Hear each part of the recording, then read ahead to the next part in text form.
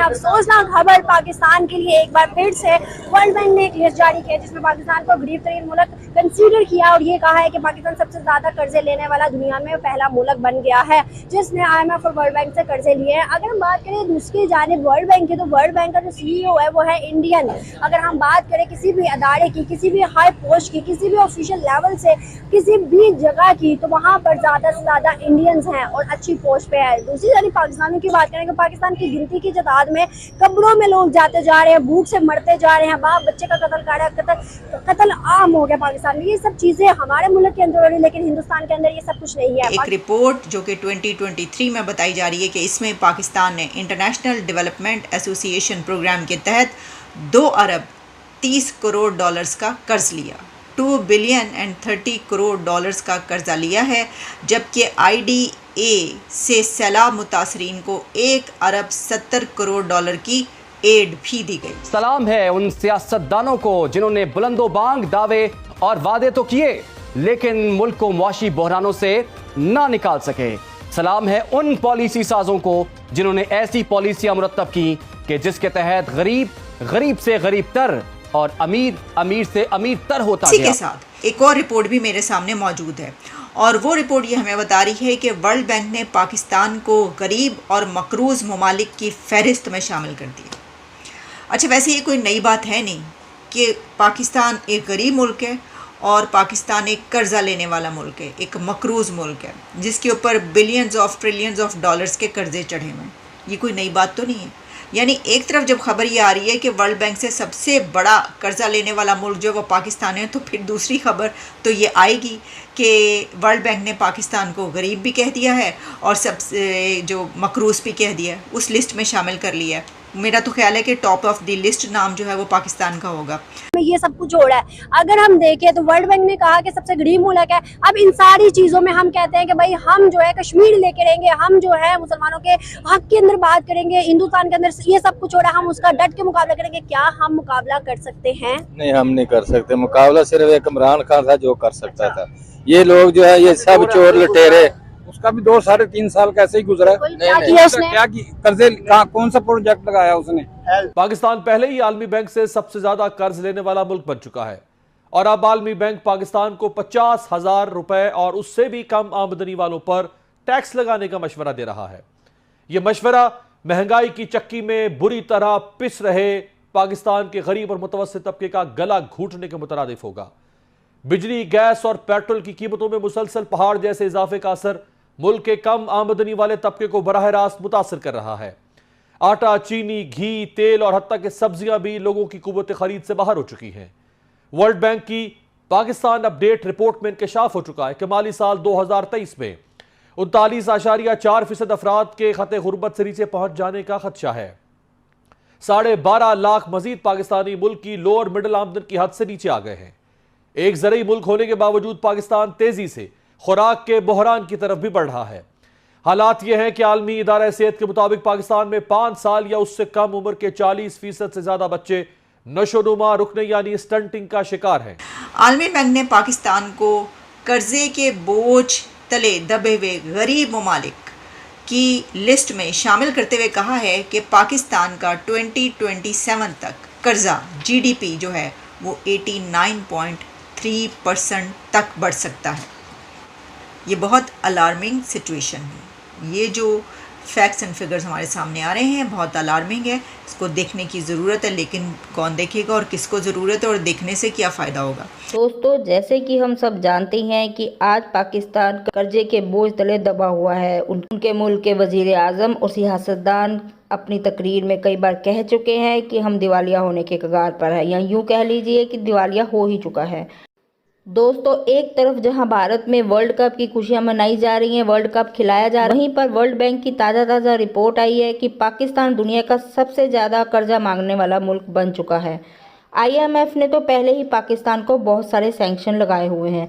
अब world bank अपनी report के अनुसार पाकिस्तान के ऊपर क्या हिदायतें देता है, क्या सैंक्शन लगाता है, ये देखना अभी बाकी है।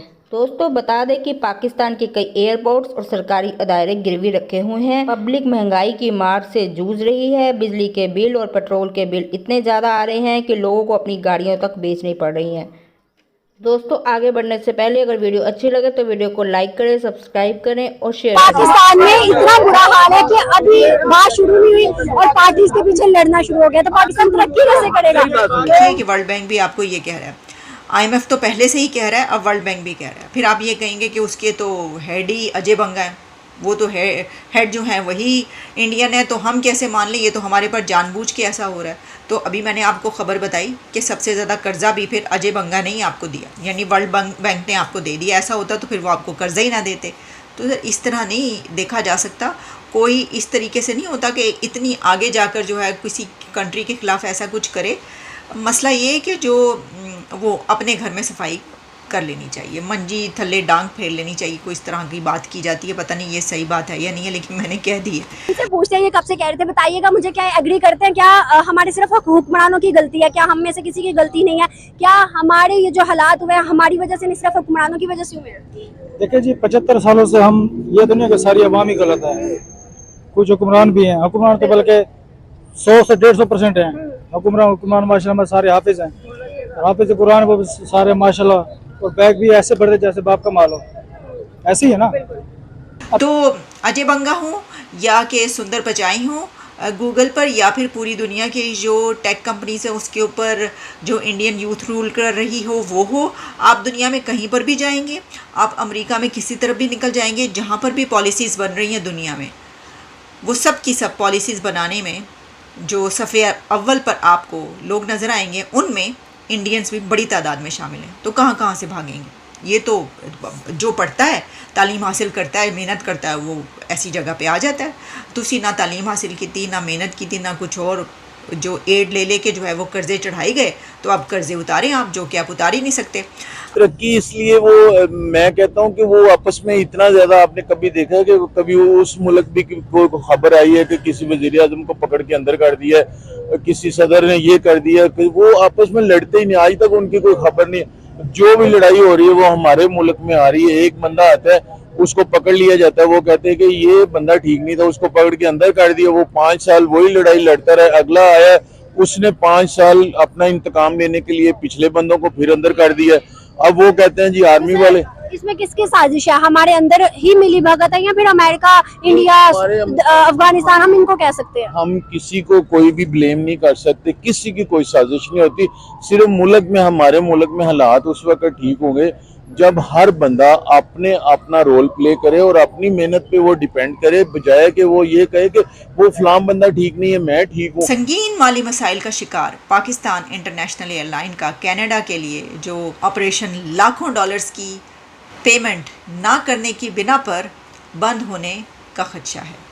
ज़रा ये बता रहे हैं कि मिलियंस ऑफ डॉलर्स हैं जो कि पेमेंट नहीं की गई। पीआईए की जो फ़्लाइट्स हैं उनको ग्राउंड हैंडलिंग सर्विसेज बंद कर दी गई हैं, और इसलिए स्विस पोर्ट नामी कंपनी की जानिब से एक दिन पहले बताया गया है कि पीआईए को बाकायदा एक ईमेल भेजी जा चुकी है, और स्विस पोर्ट के जो वाइस प्रेसिडेंट कमर्शियल की जानिब से ये बताया गया है कि PIA manager passenger handling services को जारी ईमेल में ये बताया गया है कि क्योंकि आपने पेमेंट्स नहीं दी और 3 अक्टूबर शाम 5 बजे से पीआईए के लिए ग्राउंड हैंडलिंग की सर्विसेज बंद कर दी जाती हैं।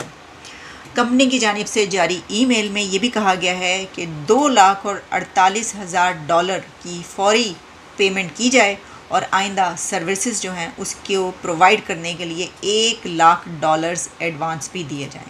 तो सर ये टोटल हो गए कोई 2,48,000 थे, यानी कि $3,48,000, $4,00,000 कहाँ से आएंगे? यहाँ पे तो खाने के लाले पड़े हुए हैं। तो वो सर्विस बंद होती है तो हो जाए, क्या हो गया? कनाडा से लोग इधर नहीं आएंगे तो क्या हो जाएगा, या इधर से उधर नहीं जाए। हमारे लिए तो ये ऐसी ही बातें हैं ना, अब हम क्या कहें इसके ऊपर। तो ये सिचुएशन है इस वक्त, और वहीं पर हम बात ख़त्म करेंगे कि पाकिस्तान इस वक्त वर्ल्ड बैंक से, आलमी बैंक से कर्ज़ लेने वाला सबसे बड़ा मुल्क बन चुका है।